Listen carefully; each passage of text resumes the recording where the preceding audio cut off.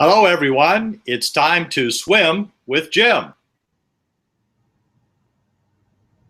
It's Swim with Jim time today. We are excited to have two Jims on, Jim Ludwig and from Illinois, Jim Blankenship, author of A Social Security Owner's Manual. Jim, are you there?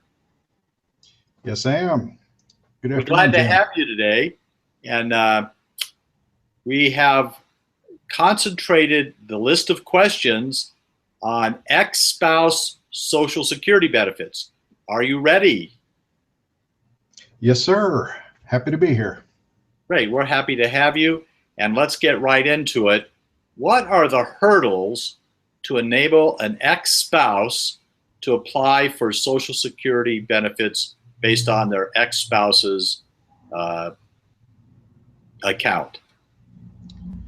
So for a ex-spouse to file for spousal benefits based upon their ex-spouse's record, there's a few things that you need to have in place. First of all, you must at least be age 62. Your ex-spouse must be at least age 62. And your marriage to that ex-spouse must have lasted at least 10 years. And one of two things: either your ex-spouse has already filed for benefits, or it has been at least 2 years since your divorce was finalized. If the ex-spouse has already filed for his or her own benefit, then there's no time requirement, so you're able to go ahead and file at any point. So those are your primary hurdles that need to be met. Of course, filing at age 62 would result in a reduced benefit and the like. So what time point do ex-spouses usually apply for spousal benefits in your experience? It really depends upon the economic situation of the individual. Very often, especially if it's a late in life divorce, and I'll use the wife as the example because stereotypically that's what we see. The wife winds up with a much lower income than what she had previous, and so as a result she is interested in filing for Social Security benefits very early, at the earliest possible age. And because of that, some of those hurdles that I talked about may come into play for that individual. So often it's at the earliest, but it may be the most advantageous to wait until full retirement age. Is the haircut for ex-spousal benefits the same as early application for work benefits? No, it's actually a little bit more egregious, I guess. The full spousal benefit is 50% of what your ex's own benefit is at their full retirement age. If you file at the earliest possible age, it can be as low as 30% instead of 50%. So it is a considerable drop off from what it would be at the full retirement age. The other point that needs to be clear is that you can't file solely for this spousal benefit. When you're filing, technically you're filing for all available benefits, and what you'll actually receive is the larger of the two. So if your own benefit is actually something larger than what the spousal benefit is, that's the only thing that you'll actually receive. If it's vice versa, go ahead. Was this the result of the law change last year? No, this has actually been the case all along for folks filing before full retirement age. The change to the law actually extended that restriction of filing for all available benefits on beyond full retirement age. So it was always the case earlier on, and now it's the case throughout your possible filing period. Well, Jim, is it different if the ex-spouse is deceased? Well, yes, there's a different benefit available to a an ex-spouse who was married to someone for 10 years or longer, and the person that they were married to is now deceased, they are eligible for a survivor benefit, which is a different benefit altogether from what the spousal benefit is. This benefit is actually 100% of what the deceased ex-spouse was receiving in benefits or was entitled to receive if they had not started receiving benefits.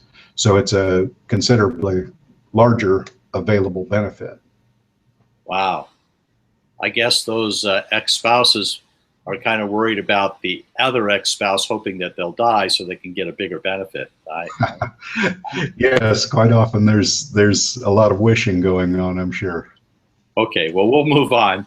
Hey, when is it not good to apply for ex-spousal benefits? Again, it goes back to what we were talking about before. It depends upon the economic circumstances. The only downside to filing for spousal benefits is that, as I mentioned before, you're filing for all available benefits, and so it kind of handcuffs you into only that single amount. That's what you'll receive for the rest of your life, or actually until your ex-spouse passes away.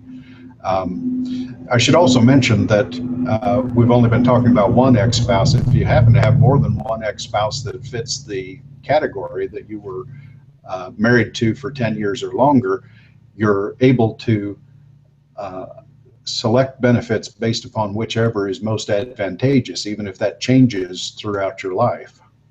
So, okay. Well, I can think of one presidential candidate that has multiple wives, so that person could apply for, if they were married to each person for more than 10 years, they might have an option of 3 spousal benefits.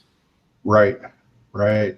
And I actually worked through an example at one time with his children who were minors as well, and if he would have happened to have passed away, there could be, I think we counted up somewhere in the neighborhood of 7 benefits that could be being paid off of his record, just based upon the children and ex-spouses that he had.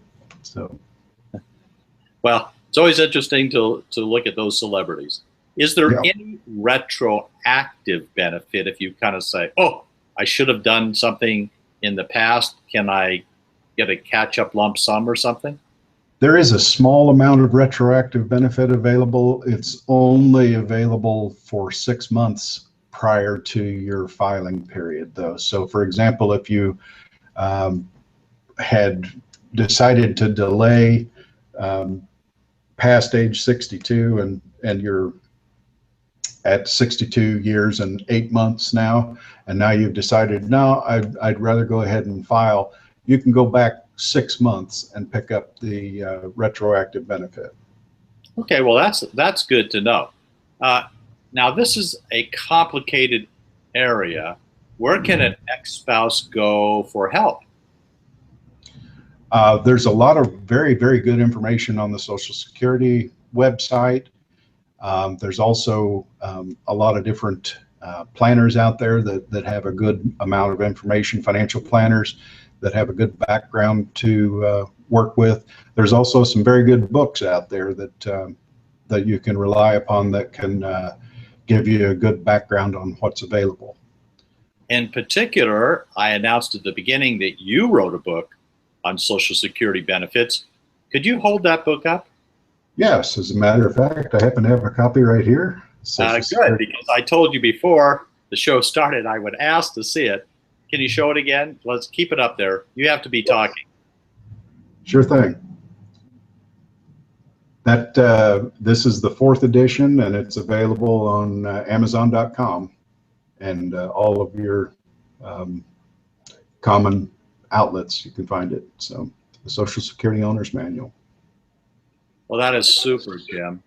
And we didn't see any questions in the Q&A, so nobody wrote in a question, but we'll give about 5 or 10 seconds to see if someone wants to type in a question or two if they're watching live. If not, we'll post the questions and the answers in the comments section down below. And it's always possible for our archive listeners to write comments and questions, and we'll try to post answers there for as long as we can. Today we've been talking with Jim Blankenship, author of a Social Security Owner's Manual, an enrolled agent, and a financial planner. Jim, thank you very much. And what's the name of your firm if people want to look you up? Blankenship Financial Planning, and we're located in New Berlin, Illinois. And thank you very much, Jim. I really enjoyed being part of this. Well, thanks for swimming with us, Jim. And everybody, thank you for joining us on Swim with Jim.